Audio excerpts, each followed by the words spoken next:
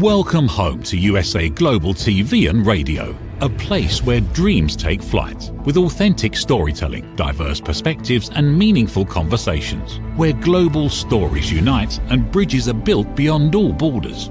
Discover world-class education, entertainment, hope and inspiration. Together, we're building bridges worldwide. Subscribe to our channel, USA Global TV. Download our app, USA Global TV. Be our guest or join our team. Visit usaglobaltv.com. Thanks to our founder and executive producer, Dr. Jacalyn Kerbeck. Music score by Yeffy Tang from Cloud Road Music. Voiceover artist Mike Porter. Creative direction by Paul Garcia. USA Global TV and Radio, your home for global connection. All rights reserved. This video and its contents are the exclusive property of USA Global TV and Radio. Unauthorized use, duplication or redistribution in any form is strictly prohibited.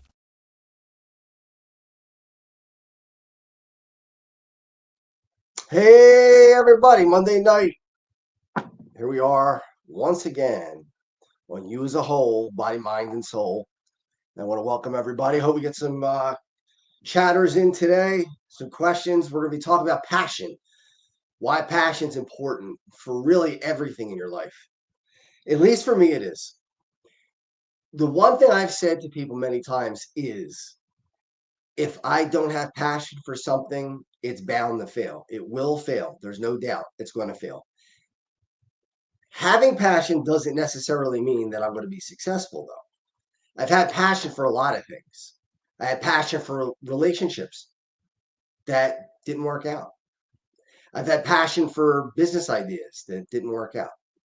I've had passion for a documentary that I've started about the Philadelphia Flyers from 1984 to 1988. So far, it hasn't panned out.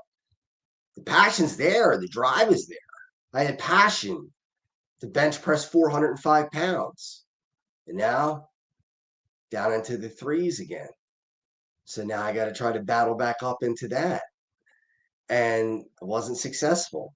So passion doesn't equal success. Passion equals the ability and the drive and the desire to want to be successful. It doesn't mean that you're going to be successful, but it's an ingredient in being successful. So we had a snowstorm yesterday in the Philadelphia area. And again, for those of you around the world, this is the Philadelphia Eagles jersey. This is a Ron Jaworski jersey from 1980. How about that? I was 5 years old.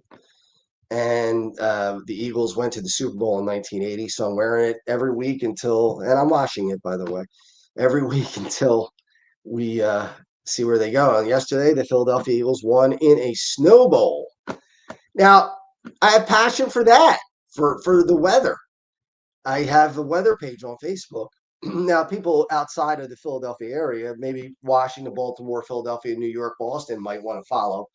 But it's mainly for this general area, the Northeast of the United States. But if you ever want to join us, I'd be more than happy to have anybody there. But I have passion for that. It's something that's exciting to me. It gets me going. It gets me up in the morning. It gets me, especially when there's a big storm coming and I could try to predict it. It doesn't mean I'm always right. Now, this past storm, I was right a lot, but I was wrong in some places. I didn't get everything right. It wasn't 100%. And that's going to always be that way. But my point is that you have to have it in order for it to work. And passion comes in so many different ways. There's passion for your work. I have passion for my business. If I didn't, it would not be a six-figure business. And it wasn't early on. And I could have given up. I could have said, you know what? I'm not going to make it. But you know what? Even when I was feeling down, when I was having depression and I was suffering, really suffering with depression, anxiety, and I didn't believe in myself at all. I lost all hope, gained tons of weight and fat, and just became 252 pounds, no muscle. After all I had worked for up to that point was just gone, everything. You know, my college years where things were so great and it was so exciting and so much fun. And I really came into my own and became a man there, and really enjoyed being with people and meeting with people. And when I went to QVC, and I was on QVC for 2 years on television in front of millions of people, who would have thought that I would ever get a chance to be on TV in front of millions of people? And now I'm on TV again in this incredible platform. But these are things that, I didn't plan on, but I had a passion for them, and that's why they came true. So I have passion for my work. I have passion for my kids. See, sometimes people mistake passion for, they think of it only in terms of a loving man-woman relationship, that's what passion is. Yeah, that's a form of passion. When you're in love with someone, you need to have passion for them. If you don't, it's probably not going to work. If you have passion for them, yeah, then there's a chance it'll work. It's not a guarantee. It's a chance. But you have to have the passion for that to work. And I was talking to a friend of mine today on Facebook. I don't know if Deanna's watching or not today, but if you are, Deanna, good. Hope you're there. Uh, she said something that really kind of stuck with me today, because I said, I've been out of the gym for 4 weeks, and I was going back today for the first time because I had some back injuries and I hurt my legs. And the reason why I did it was because of passion, because I wanted to push it and push it and push it and push it until I got hurt. And sometimes that's the bad side of passion, is that sometimes you go beyond what you really can do. And I did that. I was leg pressing a really tremendous amount of weight and hurt both my legs and back, sciatica, and all that other stuff. And it was out for 5 weeks. Now, that's where passion kind of backfired on me. And I wound up having to miss the gym for 5 weeks. So I was telling her today that I wanted to get back into the gym, and that I had passion. And she said something to the effect of, well, be careful with the passion. And that made me think, yeah, you do have to be careful with the passion, don't you? It can't be pedal to the floor all the time. Sometimes you got to back off a little bit, know when to back off. So today, I went into the gym thinking I was going to be weak, and I was weaker than I would have normally been. I mean, there's no doubt about it. You miss 4 or 5, actually, closer to 5 weeks. You miss 5 weeks, you're not going to be as strong as you were. I mean, it just doesn't work that way. You lose muscle mass, you lose power. But I just didn't let it bother me. I just said, hey, look, it's going to take a couple of weeks to get it back. I'll get it back, and I'll be there tomorrow, and I'll be there the next day, and I'll be there the next day, and I'm going to work on being in that gym, and I'm not going to go beyond what I can't do. I'm just going to do what I can do to the best I can, and that's where the passion is. So when I'm in the gym, I'm not one of those chatters. I'm not one of those people in the gym. And if I go with a friend, I mean, I talk to them. I don't have my earbuds in, and just kind of not pay attention. I'll talk to them. I'll train with them. But I'm not the kind of guy that will go to the gym and grab a latte and or a protein shake or whatever, and then sit with a bunch of people and talk and socialize and stuff like that. I'm a social guy. I really am. I like being social. I like being out with people. I like human contact. But in the gym, it's business to me. I want to be as big and strong as I can be, because that's how I've always been. I'll tell you a story that really two things. This started from childhood. This is not something that just developed as I got older. This has been in me from day one. And I remember the first few times that I noticed it, and one of them was the Philadelphia Flyers, NHL hockey team in Philadelphia. For those, again, around the world who might not know, Philly people, well, everybody knows who the Flyers are, and so do most people in the United States. But they're a hockey team in the NHL, and they had a player in the 70s or late 60s into 1984. His name was Bobby Clark. And Bobby Clark was my hero. I was young. I was first introduced to seeing him on TV at probably 6 years old, and watched him play. And what I loved about Bobby Clark was that he wasn't the biggest guy on the team. He wasn't the strongest guy on the team. He didn't have the best shot. He wasn't the best skater. He wasn't the quickest player. He didn't have a ton of speed, but he worked like an animal. He did not give up. You just could not stop the guy because he wouldn't give up every single time he was out there. And he practiced like that. And I was so enamored by that. That was something that was just so exciting to me. It just drove me crazy to think, I want to be like that. I want everything that I do to be passion. And I want to have the mindset of I'm not going to let anything slow me down or stop me. And I remember being 10 years old when he retired. And they had Bobby Clark night.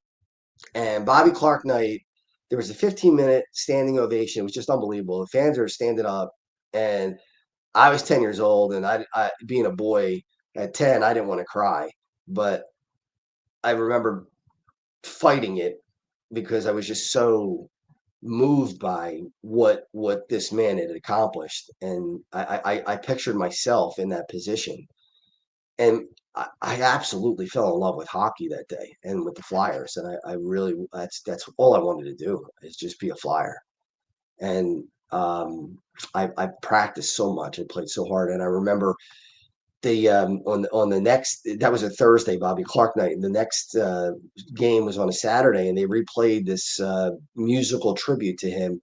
And the song that they played was "Never Gonna Say Goodbye" by Billy Preston. It's from a movie in 1984, and I mean, again, I remember distinctly. I was eating McDonald's for dinner. I remember my parents got us a dinner from McDonald's, and I was sitting watching the replay of that. Again, tears started to fill my eyes, and I was just so absolutely pumped watching that musical tribute. And you see him take a slap shot to the head, and blood pouring down his head, and he just wipes it away and just keeps going. And you see him get high sticked, and you see his nose is probably broken, or at least it's bloody, and he just shakes it off. And scoring a goal from his hip, get knocked down and staying with the puck and shooting the puck and scoring a goal in his hip. I mean, it was just something that was unbelievable to me. It's like, wow, this guy is just, this is passion. This is what it's all about, right? No matter what you do. Now, I had passion to be a hockey player, and man, I tried so hard. I played hard. I worked hard. I practiced. In the summer, I practiced when kids would never play with me. They would say, it's summertime. It's too hot for hockey. It was like, it's never too hot for hockey.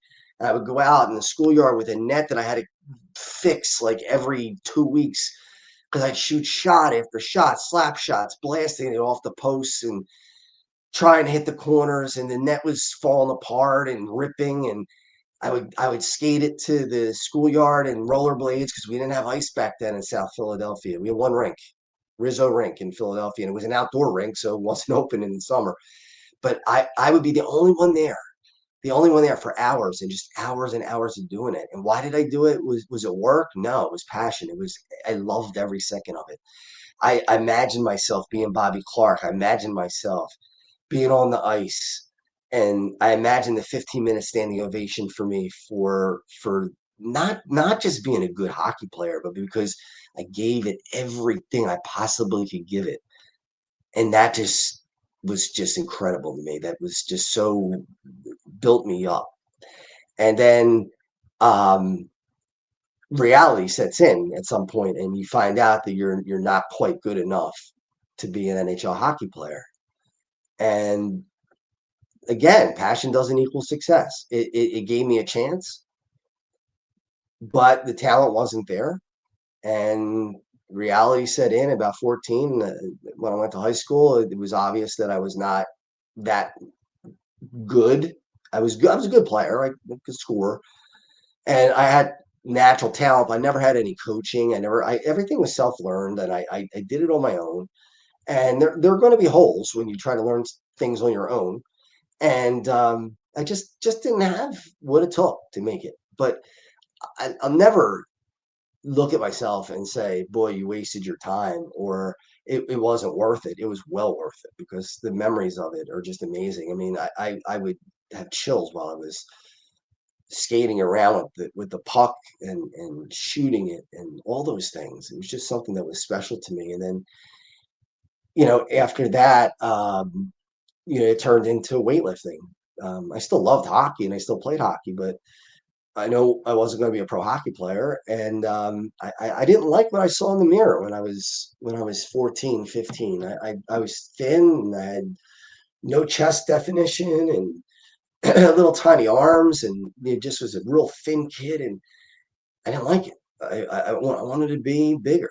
I wanted to be stronger. And I went into the gym and I remember bench pressing 85 pounds and getting one rep and thinking, how long is it going to take for me to actually get any strength whatsoever? I mean, 85-pound bench press. I mean, there were probably 70-year-old women that could bench press 65 pounds or more. And here I am, 15-year-old boy, and I'm not able to bench press more than 85 pounds once. And, I had a choice. I could have looked at that and said, you know what, it's too hard. I'm not going to be able to do it. Or I went the opposite route where I bought weights and I worked out at home. And people told me, you're never going to stick with it. Why are you wasting your money? Why would you spend money on something that you're never going to use? You're not going to lift the weights. You're going to get tired of them after a month and you're going to stop. Well, guess what? That didn't happen. I worked out religiously for year after year after year after year, day after day, on my own, by myself, music playing, pumped up, and just gave it everything I had every night. And guess what? 50 years old right now, and I give it everything I got. Now I belong to a gym. I went to the gym today for the first time again in 5 weeks, and I gave everything. Every rep, every set, I should say, goes to failure. I never stop until I hit failure. Never, never. I don't say, well, I got two more left. I'm just gonna, stop now. No, I got two more left. I do the two, and then I think about going for the third. Now, sometimes it gets me in trouble, right? Because it could get me hurt because I try a little too hard. But my point is, the passion's there. If it wasn't, I wouldn't get up and go to the gym. It's not a New Year's resolution when you do it for 30 some years. See, a lot of people have New Year's resolutions, and the reason why they don't stick with them is because the passion's not there. It's not really what they want to do. Now, does the weightlifting make me special? Does it make me a man? Does it make me something? No, it doesn't. It really doesn't. The passion, though, is what I'm proud of. That's the part that really gets me excited. The fact that I have the passion to do it. The fact that I drive myself so hard. Another example I could give you from when I was a kid, and other kids used to laugh at me all the time about stuff like this, but I didn't care. It didn't bother me at all because that's just the way I'm made. But there was the Flyers in '76 before I was born, but I was only a baby. I was just a little over a year old, not even two yet, and I just turned one actually. And they were playing the Russians in 1976, and they made a tape of that. They made a tape of the Russian game, but before the game, Jay Snyder, who was the president of the Flyers, Ed Snyder was the owner of the Flyers, but Jay Snyder was the president and was running the team. He gave a speech. I was telling a friend of mine today, Maria, I was telling her about this. I want to show her because she's a public speaker and she reminds me of what I saw back then. Her passion, her fire. And he spoke into the camera and you could see the burn in his eyes. He was just so revved up. And it was at the time when Russia was really a communist country and they were treating people badly, especially Jews. And the Snyder family is a Jewish family. And Jay Snyder said, something to the effect of, this will never happen on our ice again. They will never come into this building again until they change their ways. And he spoke for maybe like 3 or 4 minutes. And my friends would say, why don't you fast forward past this? Why do we have to listen to this every time? And it was because I love to watch his face. I looked at his face and I watched him and I saw the anger in his eyes, the desire, the passion, the way he was, the way he was uptight, tall, and strong, and it fired me up. It was like, yeah, that's the way you got to be. You got to, and it wasn't a physical thing. It wasn't something that, he wasn't beating up somebody. He was just saying, look, this doesn't happen on our watch. And I don't know. There's something about that that was exciting to me. And all my friends would say, the speech it's a speech. You watch it every time. Yeah, because I like the fire. I even wrote Jay a letter about that. We actually met. I'm doing a documentary on the Flyers, and I don't know, will it work? I have no idea. I mean, I hope it does. But it's going to cost about $300,000 to get done. That's not going to be easy to raise. It's going to take a lot of work, and it may never happen. But I got to go to Jay's office, and when I went to Jay Snyder's office, I was 30 years old at the time, and I was a little starstruck because, I was still young, 30, and it's going back 20 years. And I went to his office, and I remember meeting him, and the first thing he said to me was, "Are you hungry?" And I said, "No, thanks, I'm good." And I remember him getting some fig Newtons. I remember it's so vivid to me. I can remember him. He grabbed a couple of fig Newtons. He said, "Do you mind if I eat while we talk?" I said, "No, not at all." And he sat with me on the couch and we talked for 2 hours straight. Now here's a guy that's a multimillionaire. And when I say multimillionaire, I mean multimillionaire, hundreds of millions of dollars probably. And he sat with me and took the time with me for 2 hours. And this is a guy that when I was a kid, I watched his burning desire in his eyes. And then afterwards, I wrote him a letter and I said, I don't know if you remember this, but you cut a speech before that tape of the Russian hockey game. And I want to tell you what that meant to me, even though it really had nothing to do with me. I'm not Jewish. I wasn't at, really, I was alive at the time, but wasn't really around. I was a year old. It really was a political thing, and it had nothing to do with me personally. But it had everything to do with the fact that I saw the passion, I saw the fire, and that got me going. And I wrote that to him. I said, "You never played a game in the NHL, but you psyched me up just like the players did because I saw that." And he was really appreciative of that. And I was lucky. I got to interview Ed Snyder, his father, who started the Flyers. And Ed Snyder gave me a half an hour of his time. Now, I was told later that that's unheard of, that Ed Snyder would give you a half an hour. If you got 10 minutes with Ed Snyder, you were lucky. And everybody called him Mr. Snyder. And I remember Jay told me, he said, my dad, they called him Mr. Snyder, but he would have just liked it if everybody called him Ed. He said that's what he wanted to be, is Ed, and everybody called him Mr. Snyder because he was so revered and such a dynamic person and did so much for the city of Philadelphia and for the hockey community. He's in the Hockey Hall of Fame. I mean, this is royalty that we're talking about. But that's that again. That's the passion. That's the passion, and that's what turned me on. That's what got me going. Now passion is different in different ways. When I'm in the gym, the passion for lifting those weights and getting those weights moving and making my body bigger and stronger and harder and becoming, more muscular and more healthy. When I'm working, my passion is getting people to understand things that they don't know yet. I want them to be better than they were when they walked in the room. I want them to say, man, he made a difference in my life. Even if it's a small one. I like that. That gives me passion.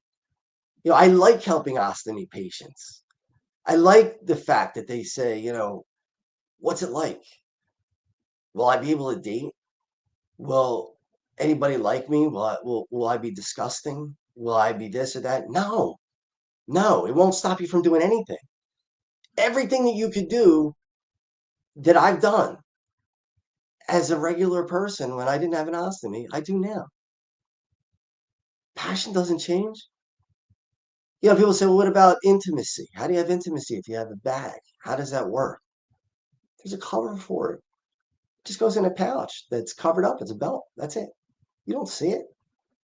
You know, I was again talking to a friend of mine today, Maria, and I said to her, I said, you know, I've been on dating sites since I've been separated and heading for a divorce, and there was a woman who was interested in my profile. So she contacted me and we had a nice conversation. And she looked me up on the internet, found out that I'm an ostomy patient. And she said, I'm not sure that I'm comfortable with this. I said, okay. She said, it might be a little disgusting. That's when I got upset. Not angry, but I was like, well, no, I got angry.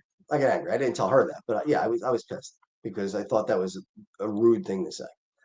She said, it might be a little disgusting. So I said, let me show you something. So I showed her a picture of what the bag looks like. And she said, well, what if we get intimate? And I said, well, first of all, who brought up intimacy? I never mentioned that. I just mentioned meeting you. I didn't mention anything about intimacy.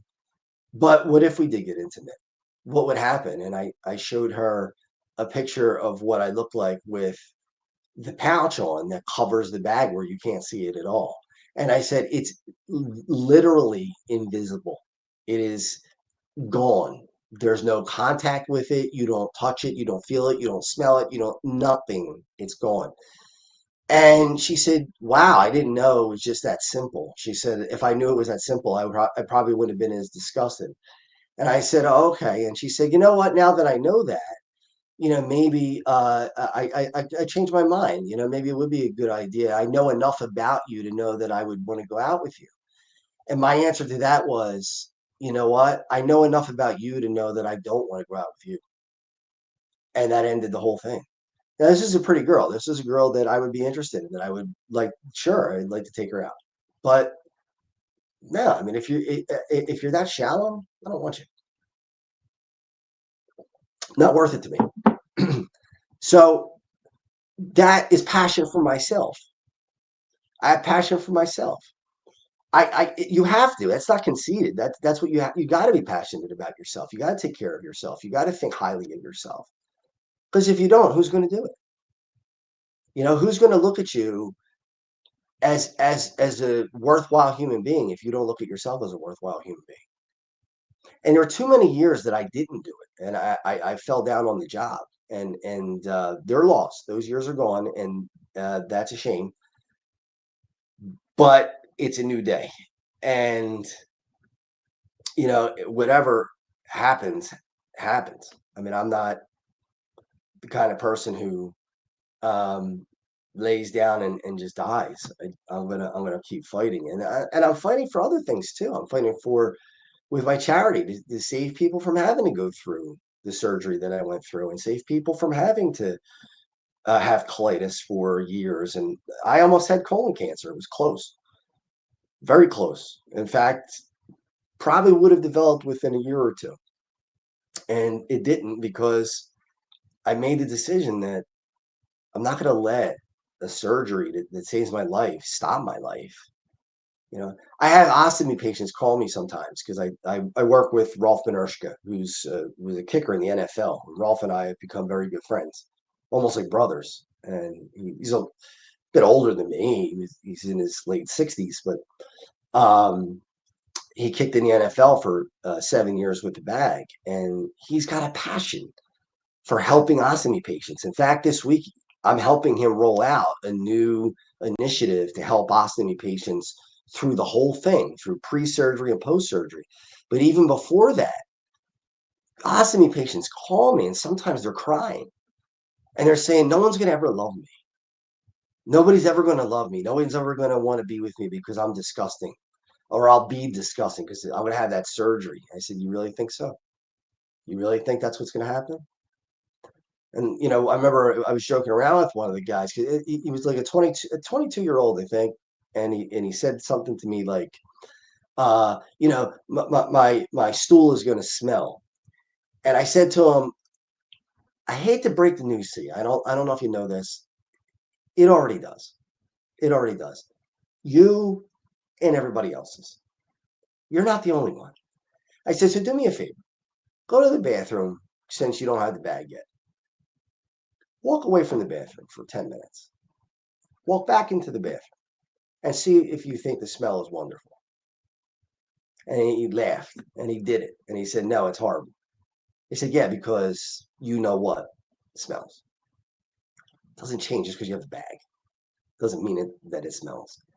So, I told him, you're not going to have to worry about intimacy because number one, it doesn't get involved in intimacy. It's blocked. It's in a pouch that's covered up.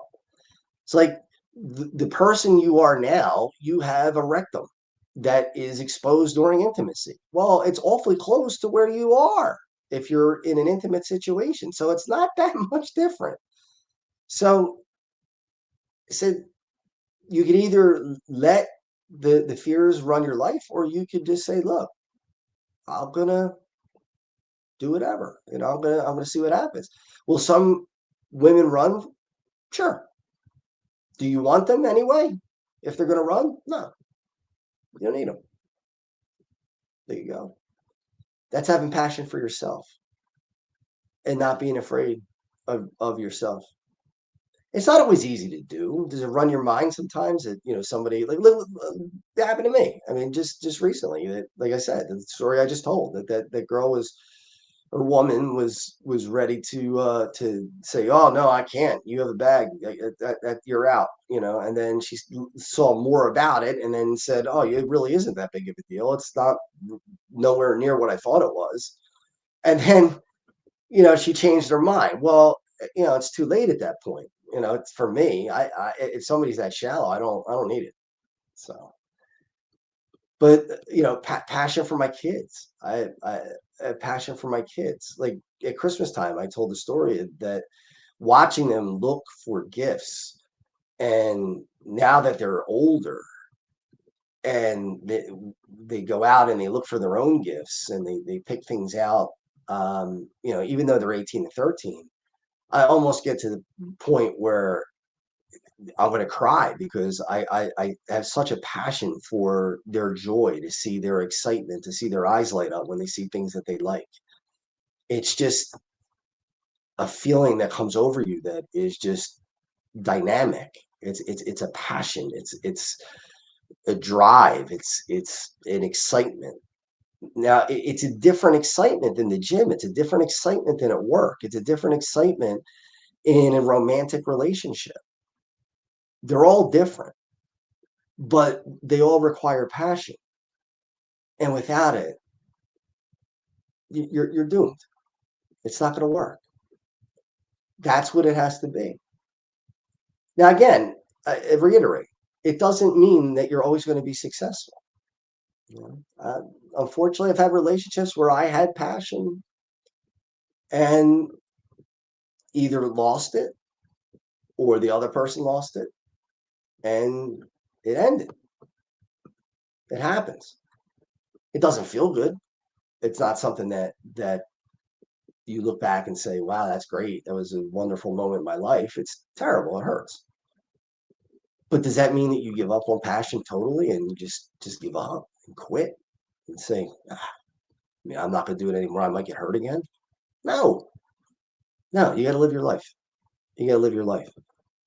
I'm only 50. I hope I have a lot of time left.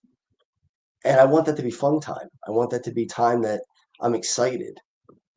I want that to be time where my business grows. I want that to be time where I meet somebody that I really love and I really get to hold and to cuddle with on the couch on cold nights, and on summer days go out on the beach, and in the fall sit outside in the leaves and things like that. That's passion. That's excitement. I always said, this is more on the romantic side, but there were the two most romantic nights of my life actually didn't involve sex at all. I know that sounds weird to most guys. They're like, what's wrong with you? You gotta close the deal. No, that's not what I'm about. What was romantic about it was the connection of hearts and souls, was the connection that I made with those women at that time, and that felt good, and there was passion there. And sex without passion, two dogs can have sex, lions can have sex, but with no passion, is it really worth it? I mean, isn't that the key? Isn't that what everybody's looking for? I know it is for me. That's that it's every aspect of my life, whether it's romantic, whether it's my kids, whether it's my work, whether it's in the gym, whether it's my family, my parents, my brother and sister, my friends. There's a passion there. Ostomy patients, people with colitis and Crohn's, people with other diseases, people with mental illness that come to me and say, "Hey, I'm struggling. Can you help me? Can you do something?" I have a passion for it. It drives me. It gets me going.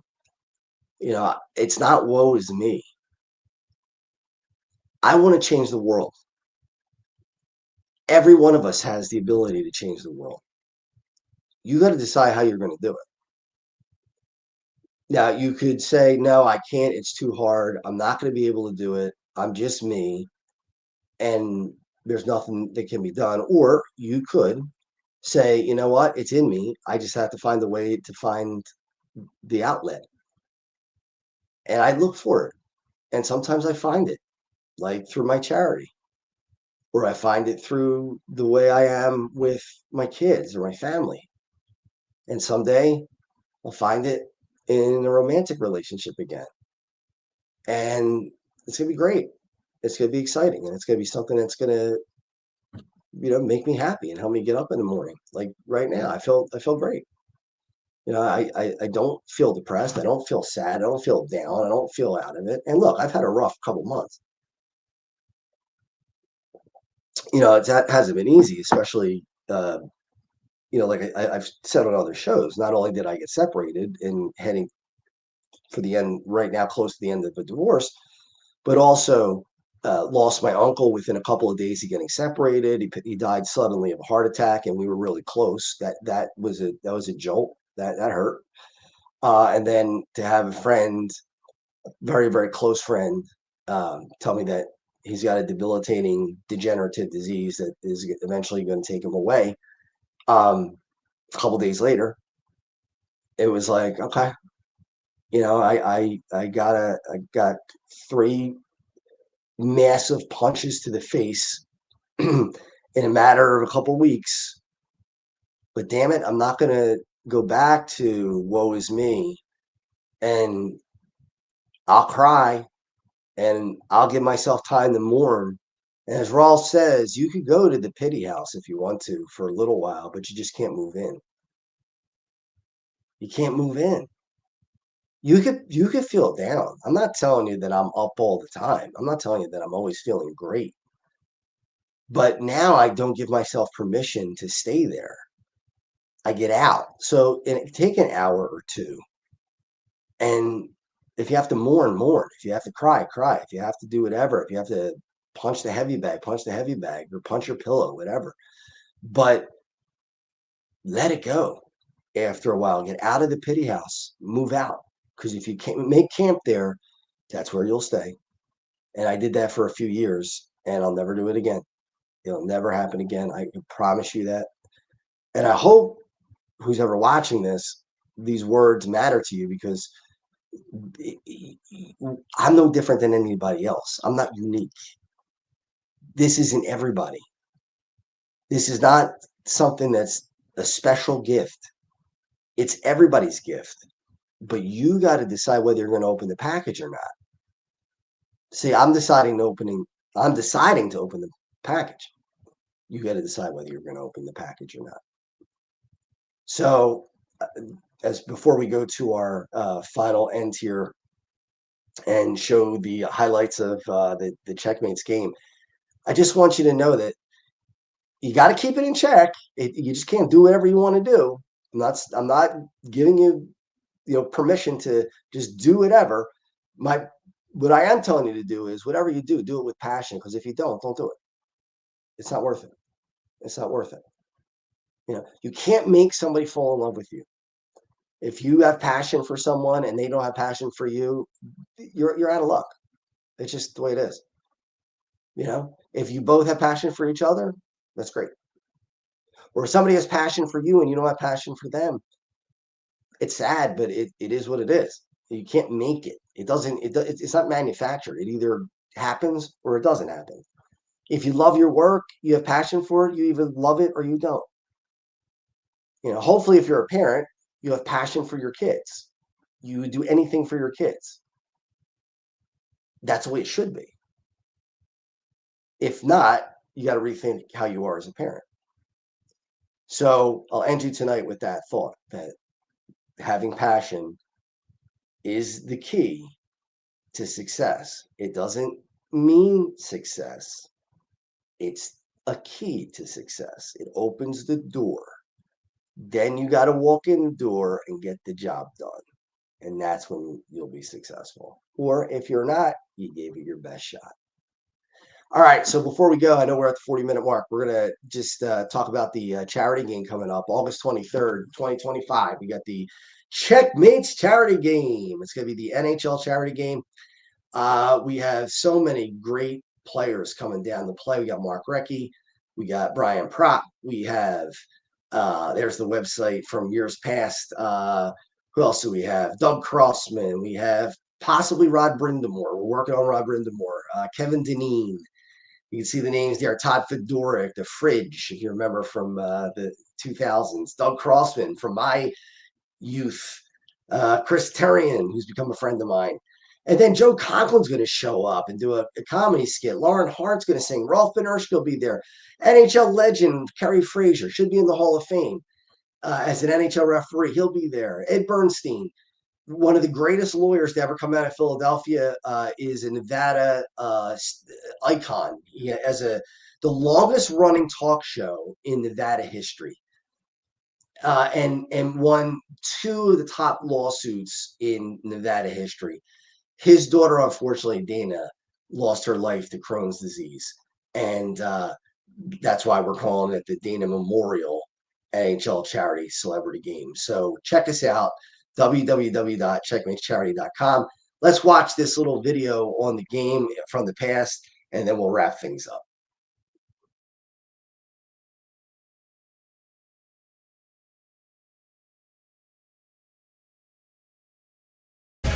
I just want to tell you how thankful I am that you came out tonight and helped us out on a very special evening. Crohn's and colitis are terrible diseases, and they affect a lot of people, not only in the Delaware Valley, but all over the world. And hopefully we can find a cure someday.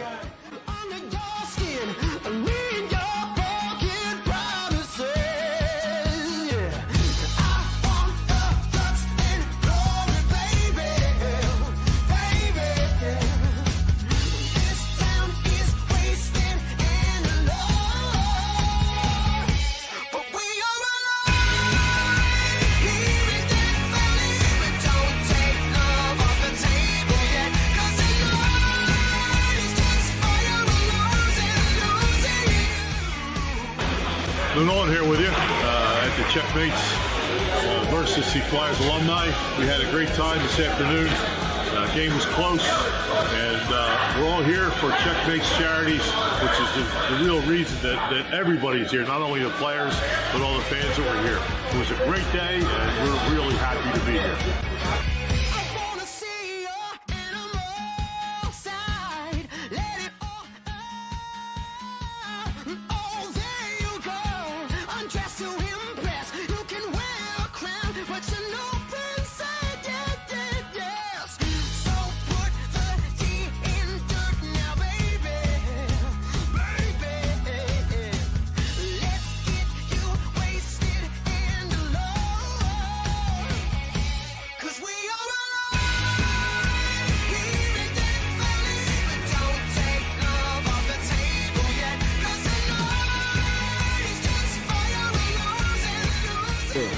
It was fun to be out here at the Northeast Skate Zone because the Checos were a pretty good team, and so we had a lot of fun with the charity. And it was good because they took it easy on us old guys. So we had a good time. So anytime you can do something for charity, and I know a couple guys on the other team, and just be on the rink, we all go have fun. Good times go. I'm either gone in an instant or here to the bitter, and I never know what I've got. I want to thank my family for all that they did to help me get through this, and there's a lot of planning that gets to get done. It has to get done. I want to thank Nick's Roast Beef and Cotton Avenue for all they've done. Dr. Prieto for saving my life, finding the disease and treating me for so long, and the Flyers organization for all they do to help us raise money every year. So thank you, everybody. I appreciate it.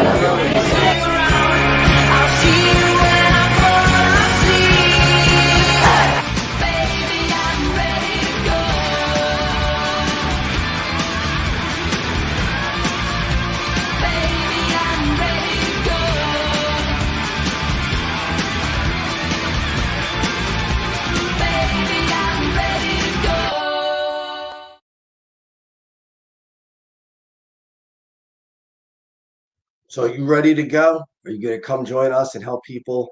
And by the way, I played in that game. That was 9 months after that major surgery. So when people tell me, no, you can't, yeah, you can. And that's what you have to believe. Have passion in everything you do. Have passion in you. All right, everybody. Thanks for joining us this week. I will see you next week. Hopefully next week I'll be telling you that the Eagles are in the Super Bowl and going to take the Super Bowl for the second time in my lifetime, which would be nice. All right, everybody. Thanks for joining us. We will see you next time. In a world full of noise, misunderstandings, and interruptions, master the art of listening with Dr. Jacalyn Kerbeck. Dr. Jacalyn Kerbeck is the listening mentor of USA Global TV and Radio and the Amazon #1 best-selling author of Mastering the Power of Elevated Listening. Elevate your listening. Elevate your life.